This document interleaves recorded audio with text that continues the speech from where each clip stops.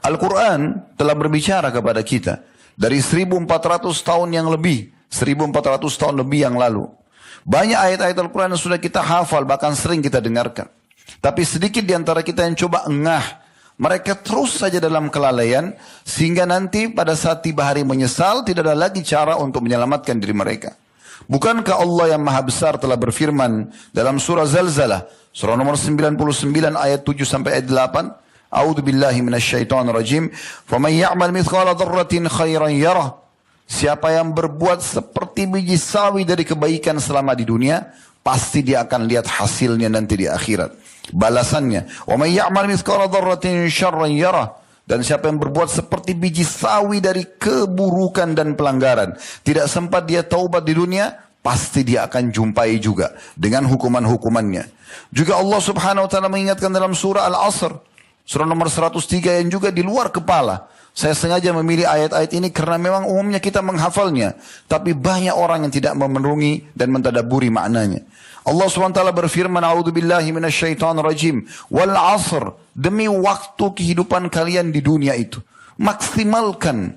Innal insana lafi khusr, manusia banyak rugi, menyesal mereka.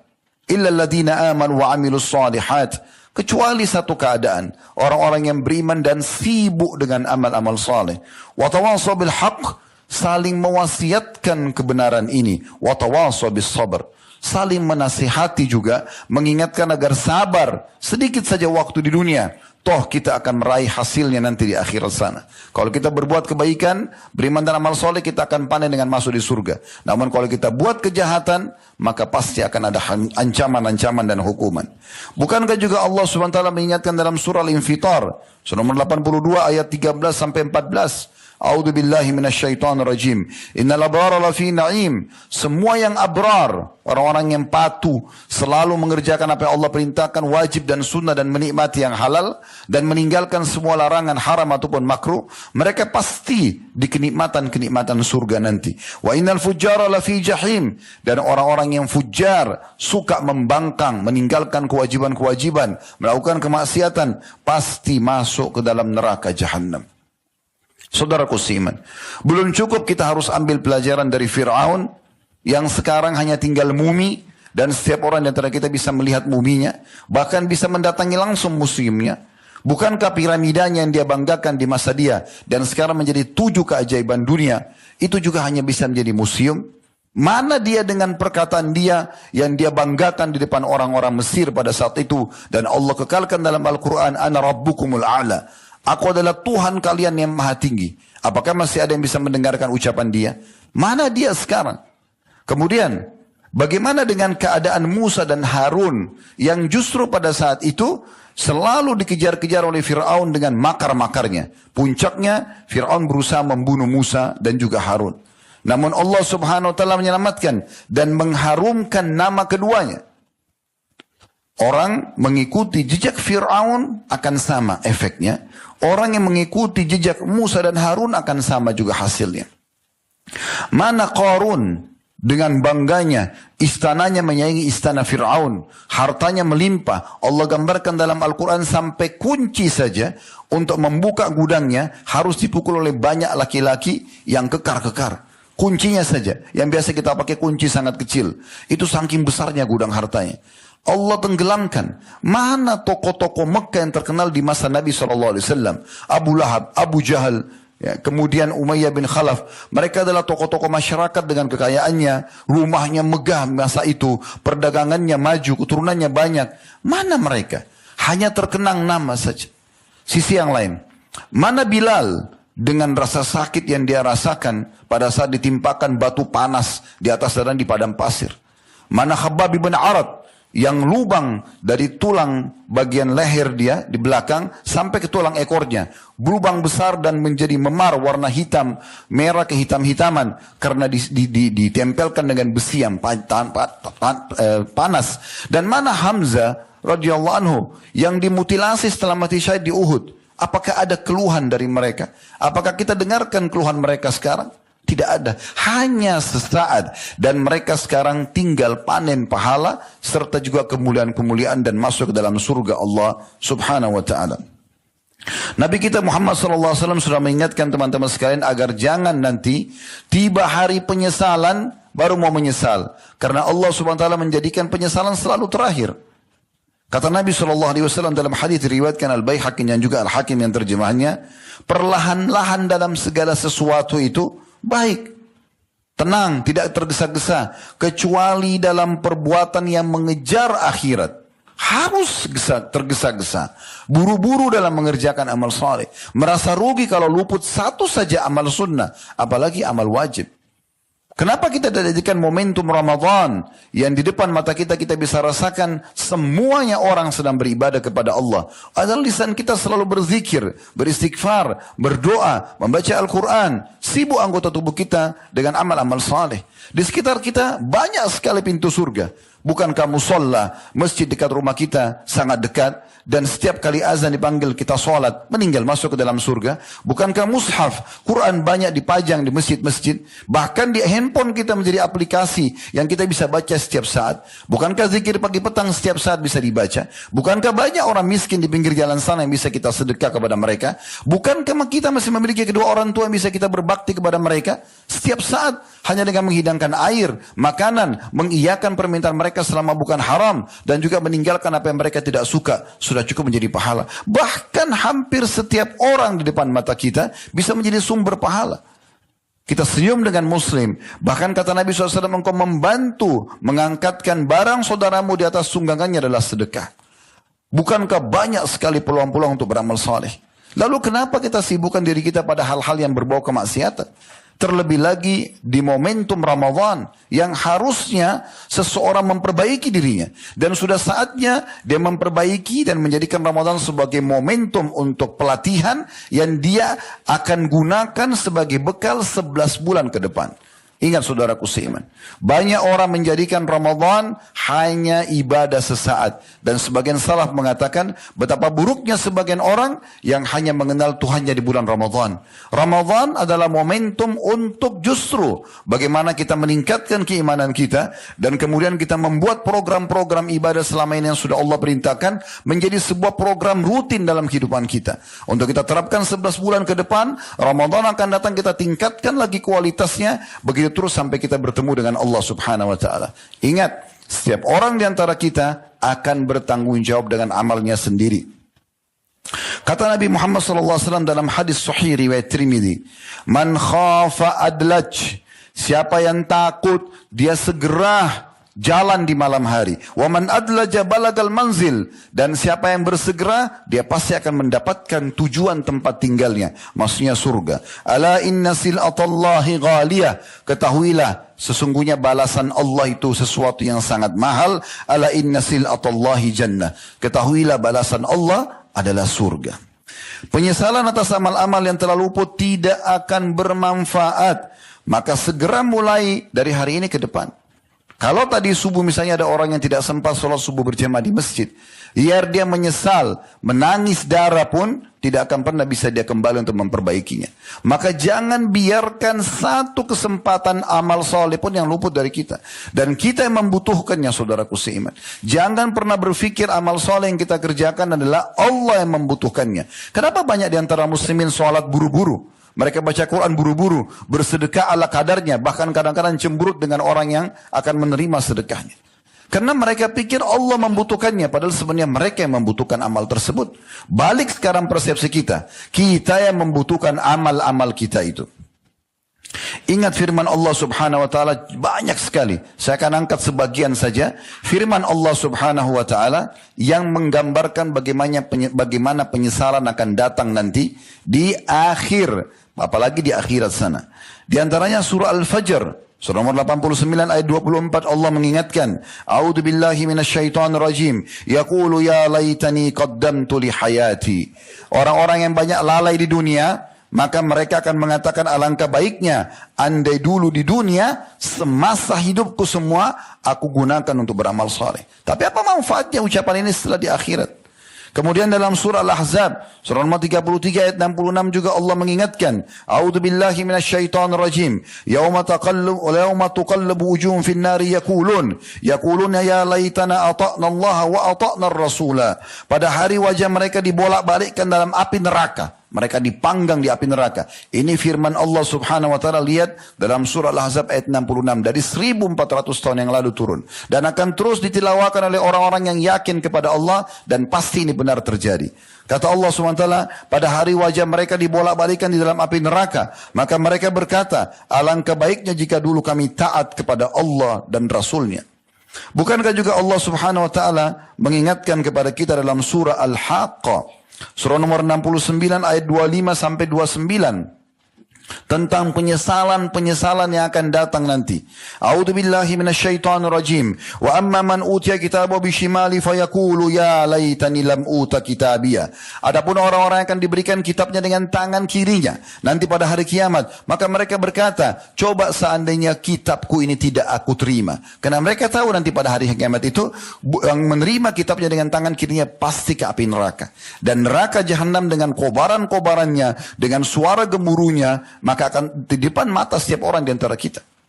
Kemudian dia mengatakan, walam adri ma hisabiyah. Coba seandainya aku tidak tahu hisabku. Ya laitaha kanatil qadiyah. Coba seandainya kematian yang aku lalui di dunia itu sudah menyelesaikan segala sesuatunya. Tidak ada kebangkitan lagi, tidak ada hisab. Mereka berharap begitu. Ma agna anni maliyah. Tidak ada manfaatnya hartaku lagi yang sudah aku kumpulkan. Halaka anni sultaniyah. Telah hilang semua kekuasaan-kekuasaanku. Ini penyesalan-penyesalan yang Allah bocorkan kepada kita yang akan terjadi nanti di akhirat. Begitu juga Allah subhanahu wa ta'ala menggambarkan di dalam Al-Quran di ayat yang lain, A'udzu billahi minasyaitonir rajim. Ya wailata laitani lam attakhidh fulanan khalila laqad adallani 'anil dzikri ba'da idh ja'ani wa kana asyaitanu lil insani khadhula. Dalam surah Al-Furqan. Mereka akan mengatakan nanti, kecelakaan besar bagiku, bagi orang yang di dunia salah pilih teman. Yang dipilih temannya selalu orang fasik, menjauhkan dia dari agama, apalagi dia sampai dalam keadaan kafir. Maka dia akan mengatakan, kecelakaan besar bagiku. Andai aku dahulu tidak menjadikan si fulan sebagai sahabatku. Sungguh dia telah menyesatkanku dari Al-Quran setelah datang kepadaku Al-Quran.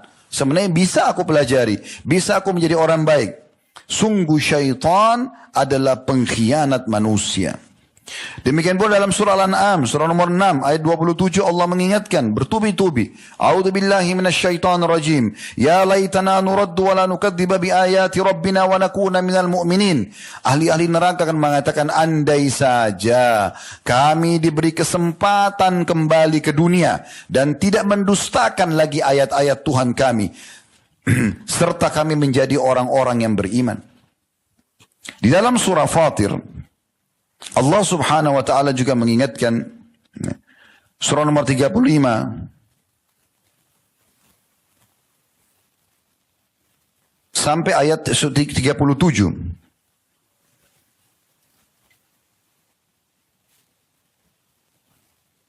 Yang bunyinya, A'udzubillahi minasyaitonir rajim. Walladzina kafaru lahum naru jahannama la yuqda 'alaihim fayamutu wa la yukhaffafu anhum min 'adzabiha. Kadzalika najzi kulla kafur. Orang-orang kafir yang masuk neraka jahanam, mereka tidak dibinasakan sehingga mereka mati. Di neraka orang disiksa sampai terbakar semuanya, habis daging-dagingnya semuanya, tapi tidak mati. Kemudian mereka tersiksa dengan itu, lalu Allah kembalikan lagi daging mereka, pengembaliannya pun sakit. Nanti akan kita jelaskan riwayat berhubungan dengan masalah itu. Maka mereka akan mengatakan, mereka tidak, maaf, orang-orang kafir di neraka jahanam, mereka tidak dibinasakan sehingga mereka mati. Dan tidak pula diringankan bagi mereka siksaannya. Demikian kami membalas setiap orang yang sangat kafir. Ayat 36-nya. Ayat 37-nya, wahum yastarikhuna fiha. Rabbana akhrijna na'mal salihan ghayra alladhi kunna na'mal. Awalam nu'ammirkum ma yatadhakkaru fi man tadhakkara wa ja'akumun nadhir. Fadhuku fama lidh-dhalimina min nasir. Dan mereka berteriak-teriak di dalam neraka jahanam itu. Mereka mengatakan, ya Tuhan kami, keluarkanlah kami.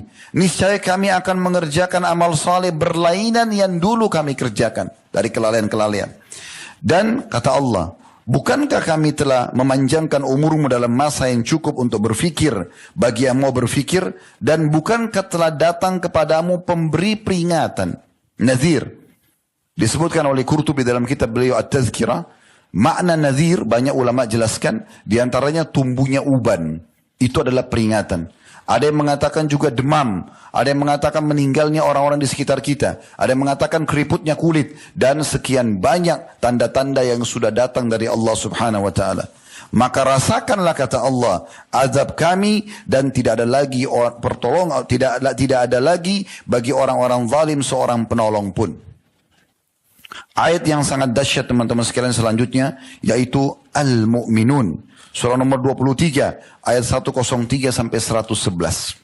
Dan kita akan ikutkan ini dengan hadis Nabi SAW yang saya harap saudaraku Siman hadirkan hati anda merenungi ini. Jangan cuma didengar dengan telinga kanan keluar telinga kiri.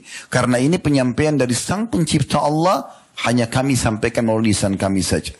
Allah SWT berfirman di ayat 103-nya surah Al-Mu'minun, A'udzu billahi minasyaitonir rajim, wa man khaffat mawazinuhu fa ulaika alladziina khasiru anfusahum fi jahannam khalidun. Siapapun nanti yang ringan timbangan amalnya, amal dosanya lebih banyak, maka mereka adalah orang-orang yang merugikan diri mereka sendiri, dan mereka akan kekal di dalam api neraka. 104-nya, talfahu wujuhahum an-nar wa hum fiha kalihun.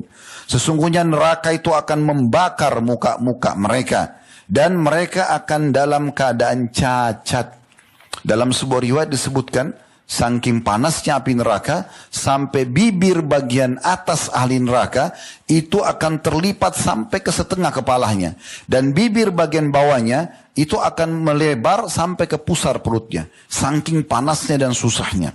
Dan ini dimaksudkan mereka akan cacat pada saat itu. Ayat 105-nya, Alam takun ayati tutla alaikum fakuntum biha tukadzibun. Bukankah ayat-ayatku sudah dibacakan kepada kalian? Anda sekarang sudah dengar dari ceramah ini. Bukankah ayat-ayatku sudah dibacakan kepada kalian, namun kalian tetap saja mendustakannya, tidak menghiraukannya, anggap angin lalu saja, bubar pengajian, bubar khutbah, lalu kemudian kembali pada kemaksiatan. Qalu rabbana ghalabat alaina shikwatuna wa kunna qauman dhalin. Mereka berkata, wahai Tuhan kami telah dikuasai oleh kejahatan kami, dan kami adalah orang-orang yang sesat. Mereka ucapkan nanti pada saat masuk di neraka, dan tidak ada manfaatnya sama sekali. 107-nya, Rabbana akhrijna minha fa in udna fa inna zalimun. Wahai Tuhan kami, tolong keluarkan kami dari api neraka ini. Kalau kami dikembalikan ke dunia lagi, keluar dari api neraka ini, lalu kami kembali dengan perbuatan salah kami, sungguh kami termasuk orang-orang yang zalim. 108-nya, qala khsa'u fiha wa la tukallimun. Maka Allah mengatakan, tinggallah dalam keadaan hina di dalamnya. Innahu, dan jangan kalian mengajak bicara aku, kata Allah. Innahu kana fariqum min ibadi yaquluna rabbana amanna faghfir lana warhamna wa anta khairur rahimin. Sesungguhnya di dunia dulu kalian pernah mendengar hamba-hambaku yang sering mereka berdoa sambil mengatakan, wahai Tuhan kami telah beriman, ampunilah kami dan rahmatilah kami. Sesungguhnya kau sebaik-baik pemberi rahmat. Fattakhadtumuhum sikhriya, di 111-nya, Fattakhadtumuhum sikhriya hatta ansaukum zikri wa kuntum minha tadhakun. Maaf, ini di 110-nya. Artinya, kalian menjadikan mereka sebagai bahan olokan, alim lah, so alim dan segala macam bahasa, sampai akhirnya membuat kalian dengan olokan itu lalai dari mengingatku, dan kalian suka menertawakan mereka. Orang-orang beriman ditertawakan dengan penampilannya, dengan ibadahnya. 111-nya Allah mengatakan, Inni jazaitumul yawma bima sabaru annahumul faizun. Maka pada hari ini justru aku balas mereka karena kesabaran mereka, dan mereka adalah orang-orang yang menang. Diriwayatkan dari Abdullah bin Amr radhiyallahu anhu, renungi baik-baik riwayat ini. Hadis sahih diriwayatkan oleh Al-Baihaqi. Abdullah bin Amr radhiyallahu anhu mengatakan, ahli neraka memanggil malaikat, tetapi malaikat tidak memenuhi panggilan mereka selama 40 tahun. Wahai malaikat penjaga neraka, tolong kami, dengarkan kami. 40 tahun tidak dijawab. Setelah 40 tahun, barulah para malaikat mengatakan, Percuma saja. Sesungguhnya kalian akan menetap selamanya di dalam neraka ini. Lalu mereka memohon dan memanggil Rabb mereka. Memanggil Allah. Kita tahu sifatnya Allah Ar-Rahman, Ar-Rahim. Yang maha pengasih, maha penyayang. Tapi di saat itu sudah berbeda keadaannya. Allah tidak akan lagi memandang hamba-hamba yang durhaka ini yang masuk dalam api neraka. Mereka akan memanggil Rabb mereka dengan ucapan mereka. Disebutkan tadi dalam surah Al-Mu'minun yang sudah kita bacakan ayat 107. Rabbana akhrijna minha fa in udna fa inna zalimun. Wahai Tuhan kami, kembalikan kami di dunia, keluarkan kami dari neraka ini. Dan kalau kami kembali ke dunia lalu kami kembali dengan amal-amal buruk kami lagi, sesungguhnya kami termasuk orang-orang zalim. Namun Allah, garis bawah ini, namun Allah tidak menjawab mereka seperti lamanya umurnya dunia. Berapa miliar tahun umur dunia ini? Begitu miliar tahun Allah tidak menjawab mereka. Maknanya mereka disiksa terus selama 24 jam itu. Setelah itu pun, setelah seumur dunia mereka tidak dijawab, Allah akan menyebutkan dan menjawab mereka. Tadi sudah kita bacakan Al-Mu'minun ayat 108. Yang Allah mengatakan ikhsa'u fiha wa la tukallimun. Tinggallah di dalamnya dalam kondisi terhina dan jangan pernah kalian mengajak bicara aku. Maka kata Abdullah bin Amr al-Alma, setelah itu kaum itu pun berputus asa. Tidak ada yang dapat mereka lakukan kecuali mengeluarkan nafas dan menariknya dengan merintih. Suara mereka menyerupai suara keledai. Mula-mulanya mengeluarkan nafas dan akhirnya menariknya dengan merintih. Sekali lagi riwayat ini riwayat At-Tabarani dengan sanad yang sahih dan Al-Mundhiri juga sebutkan dalam At-Targhib Tarhib. Dalam riwayat yang lain dan riwayat sahih diriwayatkan oleh Al-Hakim, Abdullah bin Qais radhiyallahu anhu berkata, Rasulullah SAW bersabda, Inna ahlan nari la yabkun. Sesungguhnya penghuni neraka pasti akan menangis. Hatta lau ujriyatus sufunu fi dumu'ihim lajarat. Kalau seandainya kapal-kapal akan dijalankan di atas genangan air mata mereka, niscaya akan bisa dijalankan. Karena penuhnya dengan genangan air mata mereka. Wa innahum la yabkuna dama, yakni makanad dam'i. Dan ketahuilah sungguhnya mereka akan menangis ya, darah ya, sebagai pengganti tempat keluarnya air mata. Jadi biar sudah darah yang keluar, tetap tidak ada manfaatnya lagi. Saudaraku seiman, sebelum tiba hari penyesalanmu, maka selamatkan dirimu. Detik ini, hari ini Allah masih memberikan kita umur, ini adalah hari emas kita. Kalau masa lalu kita masih ada dosa, segala taubat nasuha. Perbaiki, apalagi kita berada di bulan suci Ramadan. Kalau yang lalu penuh dengan amal-amal saleh, maka jaga, konsistenkan, tingkatkan kualitasnya sampai kita bertemu dengan Allah Subhanahu wa taala. Dan ingat, kita bertemu dengan Allah sendirian. Wasiat Atha bin Abi Rabah kepada salah satu khalifah Umayyah pada saat itu, pada saat beliau datang ke istananya, beliau mengatakan pada saat khalifah mengatakan ada hajat wahai ayahnya Muhammad. Ini julukannya Atha bin Abi Rabah. Kata dia, iya wahai Amir Mu'minin. Sambil berdiri menatap wajahnya khalifah pada saat itu sambil mengatakan, sesungguhnya engkau diciptakan oleh Allah lahir di muka bumi sendirian. Engkau juga beramal sendirian. Yang kau pilih, amalmu adalah sendirian, amal baik atau amal buruk. Dan engkau akan meninggal sendirian. Engkau akan dibangkitkan sendirian. Dan engkau akan mempertanggungjawabkan amalmu sendirian. Sungguh demi Allah, semua singgasana dan sekitarmu ini, dayang-dayang, para menteri tidak bermanfaat bagi kamu, kecuali kalau kau bertakwa kepada Allah. Maka khalifah pun sempat menangis dan mengatakan jazakallahu khairan. Kita tutup teman-teman sekalian dengan beberapa statement para salafus salih. Bagaimana Fudail bin Iyad rahimahullah berkata, menceritakan tentang keadaan para sahabat. Aku mengenal beberapa sahabat yang dekat denganku, maksudnya sahabat dia ya, yang mereka menghitung ucapannya dari Jumat ke Jumat. Artinya mereka hati-hati sekali. Ucapan yang diucapkan dari Jumat ke Jumat, semuanya hanya keluar yang bermanfaat. Apakah itu pahala atau minimal hal yang mubah. Sarih As-Saqati, dia tidur pada saat mengantuk saja. Dan kalau tidak mengantuk, dia tidak tidur. Berapa banyak orang yang sengaja mencari tidur itu. Padahal sebenarnya tidak butuh untuk tidur. Amr bin Abdul Qais melaksanakan sholat ratusan rakaat setiap harinya. Yang maksudnya adalah sholat tatawu atau tambahan. Hingga suatu ketika ada orang menjumpai dia lalu mengatakan begini, saya mau ngobrol sama anda.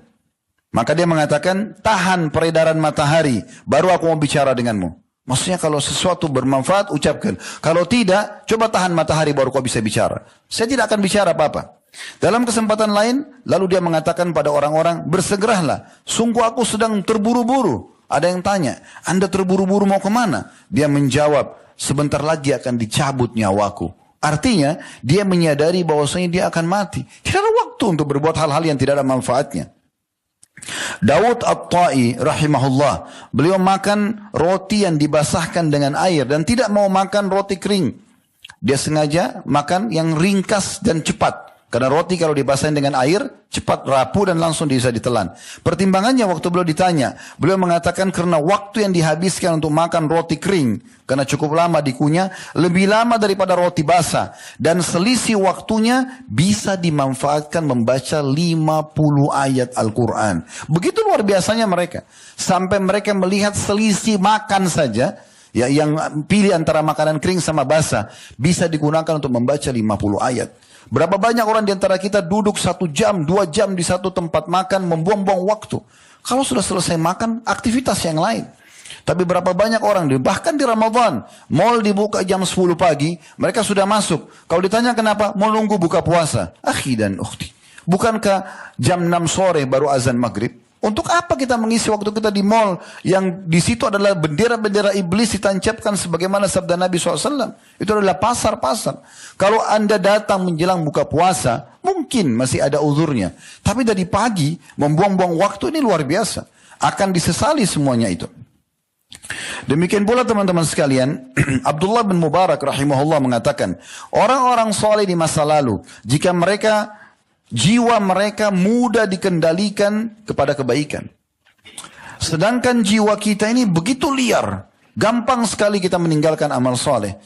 Malas beribadah terkecuali dipaksa. Oleh karena itu, paksalah ia.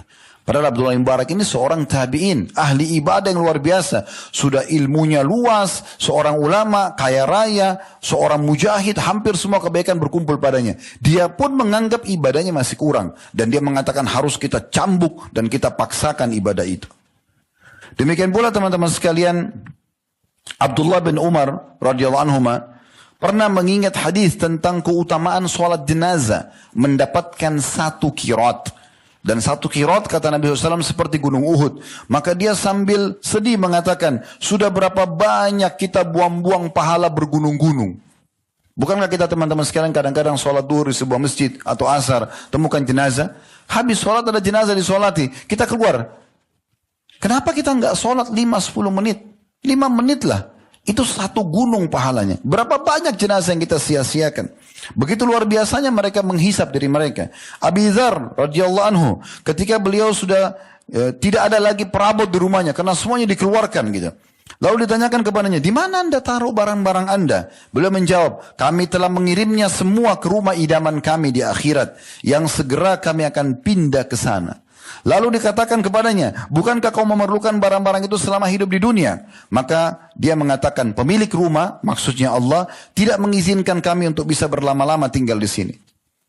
Ini statement yang luar biasa dari seorang sahabat ini.